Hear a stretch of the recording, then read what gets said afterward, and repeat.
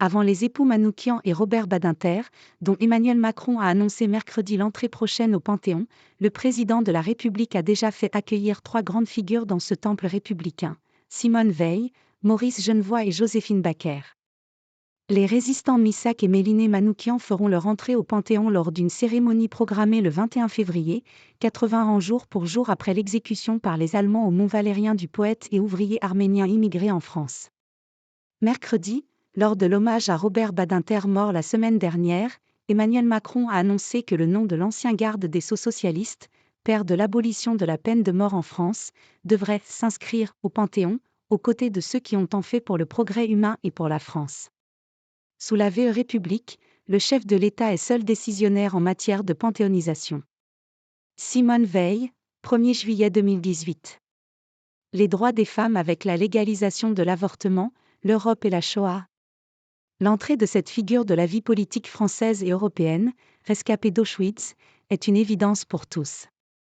L'annonce est d'ailleurs faite en un temps record, 5 jours seulement après sa mort, survenue le 30 juin 2017. La famille ne voulant pas qu'elle soit séparée de son mari Antoine, Emmanuel Macron accepte que les époux veillent entre ensemble au Panthéon. Cela a déjà été le cas en 1907, avec la première femme panthéonisée, Sophie Berthelot, simple conjointe de son illustre époux, Marcellin. Nous avons voulu que Simone Veil entre au Panthéon sans attendre le passage des générations pour que ses combats, sa dignité, son espérance restent une boussole dans les temps troublés que nous traversons, déclare M. Macron dans son discours d'accueil le 1er juillet 2018. Avec elle, insiste-t-il, c'est la mémoire de 78 500 juifs et tziganes déportés de France qui entre et vivra en ces lieux.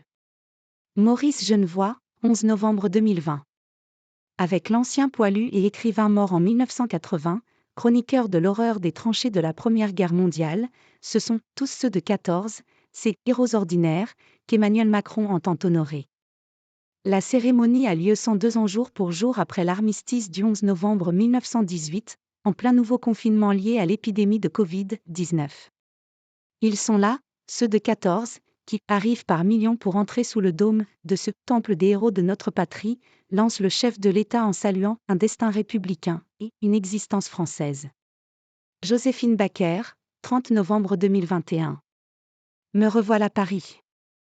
La star du musical, résistante et militante antiraciste franco-américaine Joséphine Baker est la première personnalité noire et la première artiste à rejoindre le Panthéon. Et la 6e femme seulement, sur 81 occupants. Émancipation, droits des femmes, droits civiques, elle est l'incarnation des combats du XXe siècle. Ma France, c'est Joséphine, salue Emmanuel Macron. Sa cause était l'universalisme, l'unité du genre humain. L'égalité de tous avec l'identité de chacun. L'hospitalité pour toutes les différences réunies par une même volonté, une même dignité. L'émancipation contre l'assignation. C'est un cercueil vide qui pénètre sous la coupole du Panthéon, sa dépouille étant restée dans le caveau familial à Monaco. Les recalés. D'autres noms ont circulé depuis l'arrivée à l'Élysée d'Emmanuel Macron en 2017, mais ils ont fait débat, voire suscité des polémiques. C'est le cas, dernièrement, de l'avocate Gisèle Halimi, figure du féminisme et de l'anticolonialisme mais jugée moins consensuelle que Joséphine Baker.